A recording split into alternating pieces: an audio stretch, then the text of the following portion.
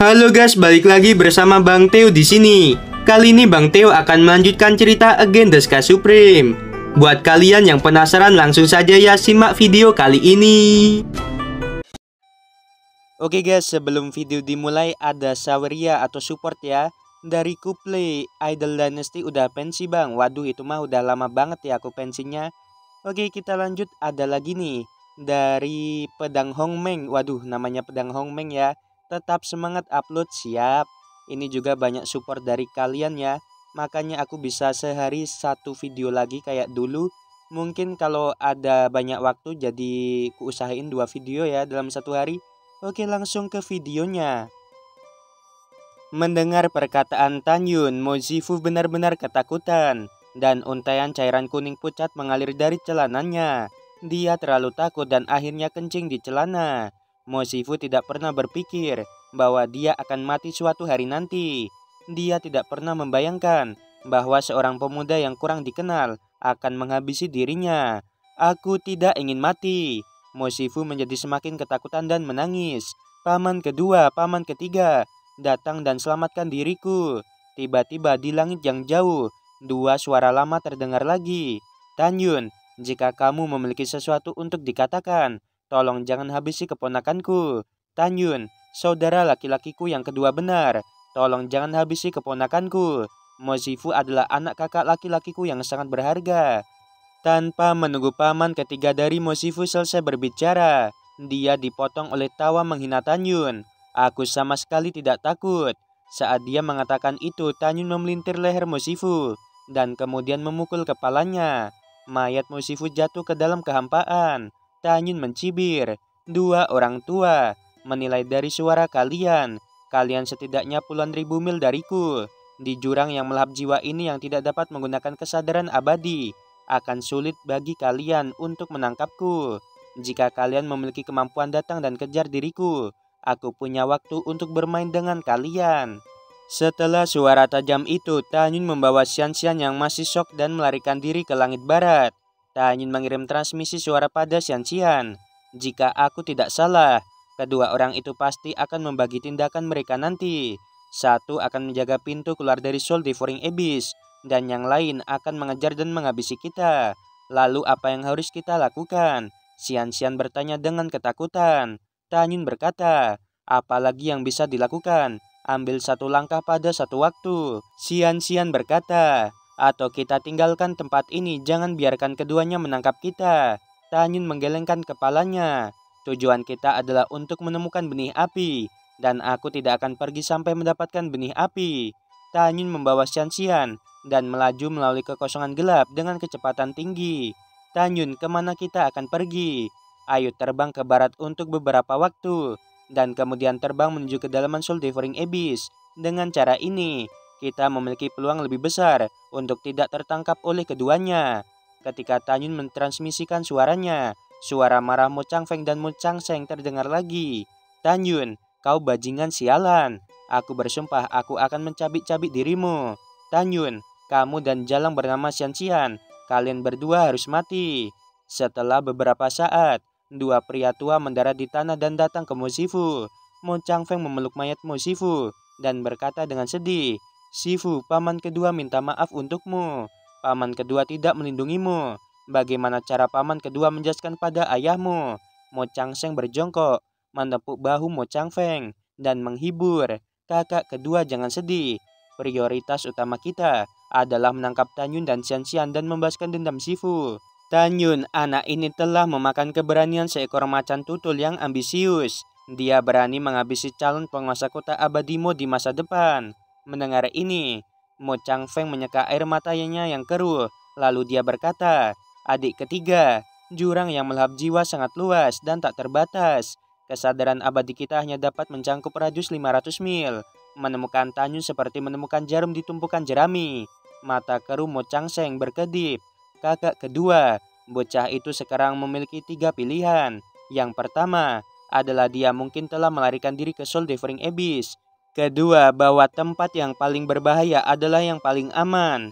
Dia mungkin melakukan yang sebaliknya dan melarikan diri ke kedalaman Soul Devouring Abyss. Ketiga adalah dia bersembunyi di area luar Soul Devouring Abyss. Setelah mendengarkan, Mo Changfeng mengangguk dan berkata, "Adik ketiga benar, apakah kamu memiliki tindakan pencegahan?" Mo Changfeng berkata dengan sungguh-sungguh, "Kita dibagi menjadi dua kelompok. Kakak kedua, kamu mengambil mayat Shifu, terbang dengan cepat dan meninggalkan jurang pemakam jiwa.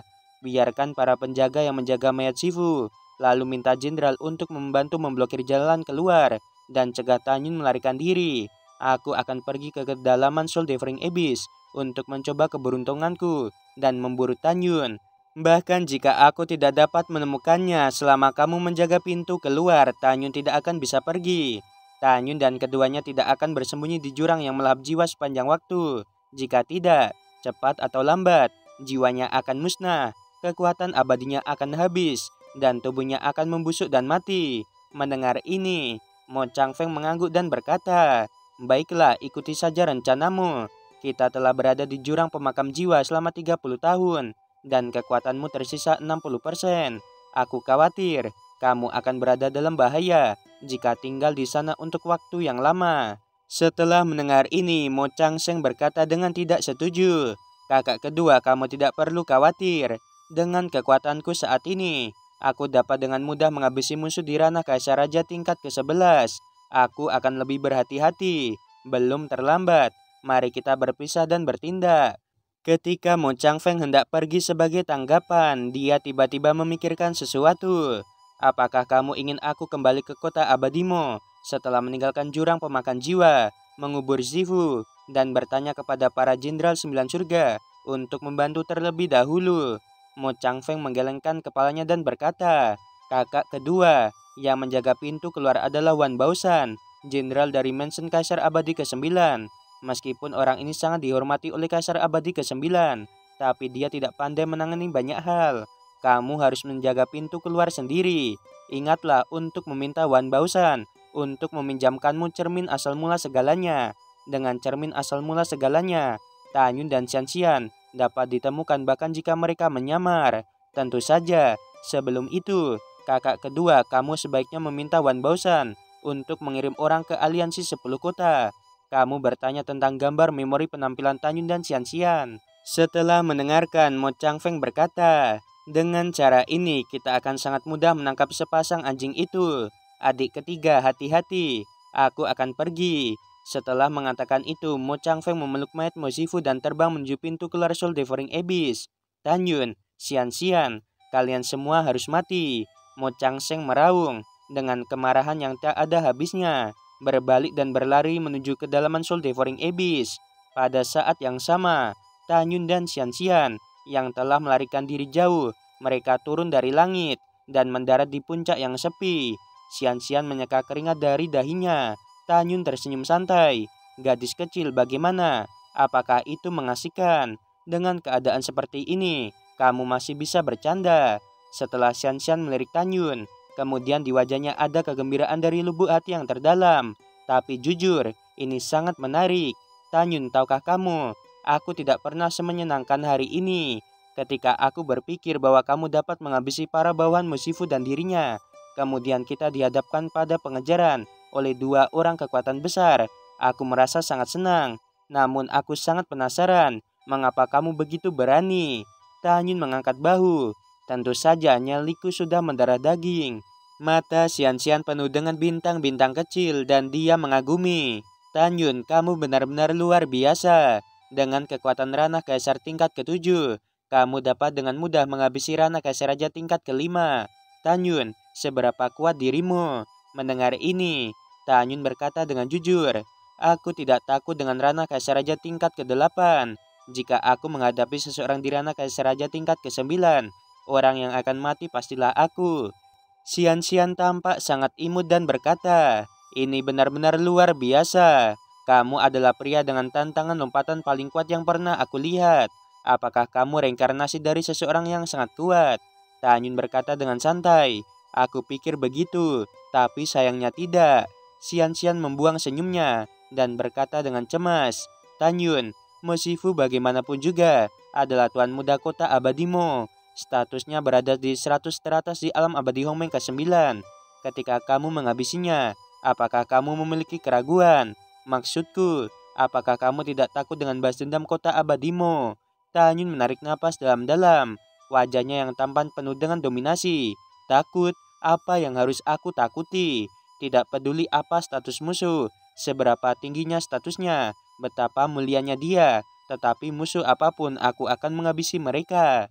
Xian memandang Tanyun dengan sedikit terpesona. Apa yang kamu lihat? Apakah ada bunga di wajahku? Tanyun berkata sambil menyeringai. Xian menggelengkan kepalanya sedikit dan berkata dengan tulus, kamu tidak memiliki bunga di wajahmu. Aku hanya berpikir bahwa kamu adalah pria yang tidak takut pada sebuah kekuasaan. Mungkin kakak Sen dan yang lainnya bersedia menikahi dirimu karena hal ini. Tanyun berkata dengan bercanda. Umumnya, wanita yang aku temui, mereka akan jatuh cinta padaku. Setelah Xian melirik Tanyun, ada sentuhan kelembutan di matanya yang indah. Satu-satunya pria yang membuatku senang adalah Hongmeng Supreme. Dia adalah idolaku dan orang yang aku sukai. Jika aku benar-benar ingin menikahi seseorang di masa depan, aku ingin menikahi pria seperti Hongmeng Supreme. Tanyun tersenyum dan tidak berbicara. Xian mengangkat alisnya dan menatap Tanyun. Apa yang kamu tertawakan? Ini adalah perasaan serius yang aku dambakan. Apanya yang lucu? Tanyun merentangkan tangannya. Kamu bahkan belum pernah melihat Hongmeng Supreme, tetapi kamu benar-benar jatuh cinta padanya. Bukankah itu lucu? Xian menatap Tanyun dengan tidak senang. Kamu tidak boleh mengejek idolaku. Kalau tidak, aku akan benar-benar marah. Baiklah, aku tidak akan mengejek Hongmeng Supreme milikmu. Tanyun berkata dengan serius. Xian selesai berbicara dan menambahkan, mari kita mulai bisnis. Menurut pendapatku, Mo Changfeng dan Mo Changseng pasti akan membiarkan orang dari mansion Kaisar Abadi ke-9 menjaga pintu masuk. Tanyun berkata, tidak masalah, kita bisa mengubah penampilan kita pada saat itu. Xian menggelengkan kepalanya dan berkata dengan sungguh-sungguh, Wan Baosan ini memiliki cermin yang diberikan oleh Kaisar Abadi ke-9. Cermin itu dapat melihat semua teknik penyamaran. Mendengar ini, Tanyun terkejut. Tunggu, apa maksudmu? Jenderal yang menjaga pintu keluar formasi adalah Wan Baosan. Ya, itu dia. Xian bertanya dengan sadar. Mengapa? Apakah kamu mengenalnya? Tanyun memikirkan adegan dipermalukan oleh Wan Baosan ketika dia pertama kali memasuki kota abadi Tongtian. Dia mencibir. Aku tahu. Tentu saja aku tahu. Karena dia berada di sana. Aku akan menghabisinya cepat atau lambat. Oh, ternyata kamu punya dendam. Xian menjawab dan berkata, aku khawatir kita tidak akan bisa meninggalkan Soul Devouring Abyss. Jangan khawatir, aku membawamu masuk. Dan aku secara alami akan membawamu keluar dengan selamat. Tanyun berkata, ayo pergi. Pergi ke kedalaman jurang yang melahap jiwa dan mencari benih api. Dengan sedikit sengatan di kepalanya, dia dan Tanyun terbang dari puncak kesepian dan menghilang ke dalam kehampaan abu-abu. Di luar jurang yang melahap jiwa, bintang-bintang bergerak hari demi hari. 5 bulan telah berlalu dalam sekejap mata. Selama penerbangan 5 bulan, Tanyun dan Xian telah mencapai ujung area yang ditandai pada peta. Tanyun dan Xian turun dari langit dan muncul di pintu masuk ngarai dengan ketinggian beberapa juta kaki. Xian memandangi ngarai di depannya dan berkata dengan sungguh-sungguh, Tanyun, ngarai ini disebut ngarai berbalik. Tanyun tampak bingung. Xian menjelaskan, di luar ngarai ini adalah pinggiran dari Soul Devouring Abyss. Setelah masuk, ini adalah area pusat. Dan lebih jauh di dalam adalah kedalaman Soul Devouring Abyss yang sebenarnya. Selama kamu melangkah ke ngarai ini, maka kekuatannya tak dapat dijelaskan melahap jiwa 3 kali lipat. Dan tidak akan ada makhluk hidup kecuali pemburu harta karun. Semakin dalam kamu pergi, semakin menakutkan jadinya. Berbalik adalah nama yang cocok yang diberikan oleh Xingtian Supreme. Tujuannya adalah untuk memperingkatkan para orang yang datang untuk berburu harta karun agar tidak mati demi harta karun itu. Ternyata Xingtian Supreme yang memberinya nama. Tanyun mencibir dan bertanya, di mana kamu menemukan benih api milikmu? Xian berkata dengan jujur, setelah memasuki bagian belakang ke ngarai berbalik, kita terbang sepanjang jalan selama 8 tahun. Kita akan menemukan kedalaman hutan. Dengan kecepatan terbangmu saat ini, seharusnya 6 tahun dapat mencapainya. Berikan tanganmu padaku. Ayo pergi ke hutan yang kamu sebutkan dulu, lalu lihat lebih dalam. Tanyun mengelurkan tangan kanannya. Xian mengerucutkan bibir merahnya, dia sedikit ragu. Jika kamu takut aku akan mengambil keuntungan darimu, maka kamu bisa pergi ke pagoda Ling Xiao, kata Tanyun dengan serius. Xian melirik Tanyun dan segera mengulurkan tangannya. Tanyun terdiam, menarik Xian ke dalam ngarai dengan kecepatan tinggi. Waktu berlalu seperti anak panah. 6 tahun telah berlalu. Tanyun membawa Xian dan terbang sepanjang jalan. Mereka datang ke hutan lebat seperti lautan kelabu. Betul sekali, setiap pohon yang menjulang tinggi, terlepas dari cabang dan daunnya atau batangnya berwarna abu-abu mati. Di udara, tidak ada jejak energi abadi surga dan bumi, dan beberapa penuh dengan kekuatan melahap yang tak dapat dijelaskan.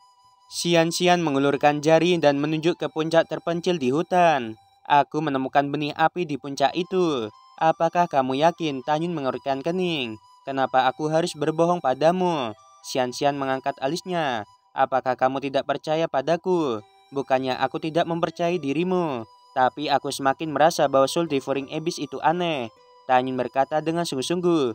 Hampir tidak ada energi abadi. Jadi bagaimana ada benih api?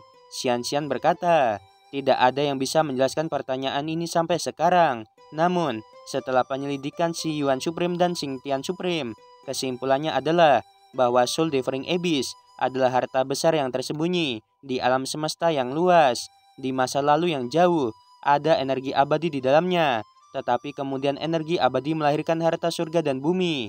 Oleh karena itu, energi abadi surga dan bumi secara bertahap berkurang, dan sampai sekarang hampir tidak ada energi abadi.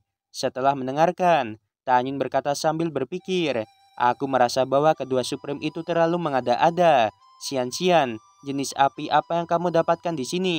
Xian bingung. Aku tidak tahu jenis api apa itu. Bagaimanapun, itu adalah benih api kasar tingkat menengah. Pada saat yang sama, dia beratribut api dan es. Mendengar ini Tanyun terkejut, seolah memikirkan sesuatu. Wajahnya sangat berubah. Dan tiba-tiba, sebelum video berakhir, Mimin mau bilang, sungguh membagongkan. Terima kasih.